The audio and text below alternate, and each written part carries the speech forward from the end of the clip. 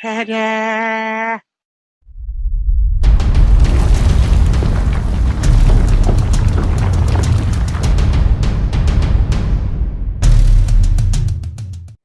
Hello gamers, Matthew here from Grey Army Gaming in lovely Lund, Sweden. For this episode of Massive Uprisings, we're going to be looking at part 2 of our Desert Scape.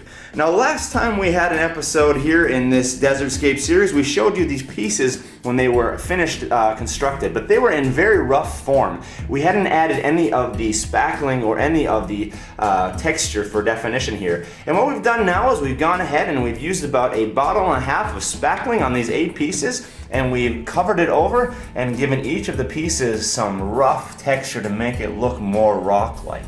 Now I've debated whether or not I should go ahead and use sand and other rocks, but it seems like the texture here is going to be good enough, and it might just be overkill to go ahead and add all that stuff. So yeah, we'll see how it looks when we start doing some dry brushing and see. Maybe we'll have to go back and add a little bit of rock and sand in different places. But right now, this looks like pretty good texture. It has a nice stone effect. And I think that will be pretty good for the table. The next step what we're going to do now is we've obviously put down a couple layers of brown, and the brown is quite simple and quite boring. It's way too uniform. So we're going to go ahead now, and for our next step we're going to add our dry brushing layers. And what I have in mind here is to add something like 4 dry brushing layers. We'll start out with a brown and a red mixture, maybe 50 to 50, this iron oxide red, to give it a little more of a reddish tint. And that's what we really want to match our table, our board, our mat, but also to, give it a little more earthy sort of clay feel.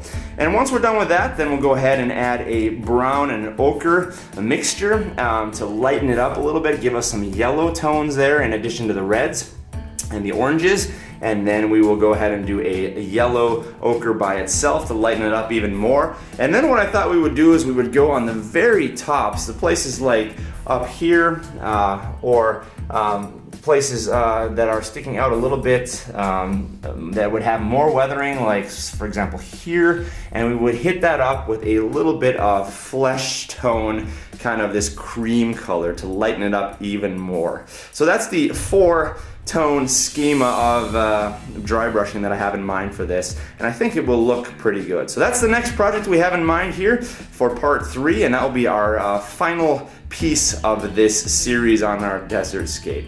But just a little update to what we've done so far and where we're going to be going in the next episode. Thank you for joining us here today at Grey Army Gaming for the future of fantasy.